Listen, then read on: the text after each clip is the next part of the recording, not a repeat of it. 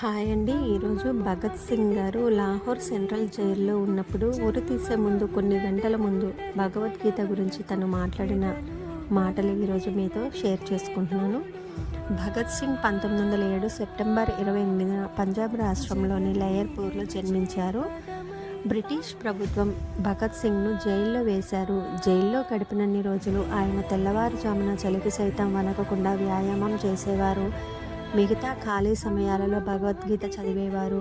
భగవద్గీత చదివాక ఎంతవరకు చదివారో అక్కడ పేజీని మడిచి బ్రిటిష్ కాపలాదారునికి ఇచ్చేవారు. కొన్ని రోజుల తర్వాత భగత్ సింగ్ను ఉరితీసే రోజు రానే వచ్చింది.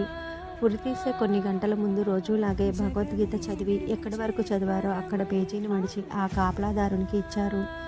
అది చూసిన ఆ కాపలాదారుడు ఆశ్చర్యంతో, ఇదేమిటి, నువ్వు బ్రతికినన్ని రోజులు ఈ పుస్తకం ఎంతవరకు చదివావో అక్కడ పేజీ మడత వేసి ఇచ్చావు.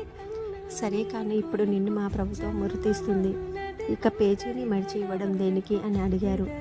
భగత్ సింగ్ మాత్రం ఆందోళన లేకుండా స్థిర ప్రజ్ఞతతో, ఇది మామూలు పుస్తకం కాదు, మనిషికి కావలసిన నిజమైన సంపద భగవద్గీత, దోచుకోలేని జ్ఞాననిధి, అంతా ఈ భగవద్గీతలోనే ఉంది. మీ ప్రభుత్వం నా శరీరానికి ఉరిశిక్ష వేసింది, కానీ ధర్మం ప్రకారం నేను చేసింది నేరం కాదు. ఎవరు నమ్మినా నమ్మకపోయినా ప్రతి ఒక్కరిపైన కర్మ చాలా బలంగా పనిచేస్తుంది.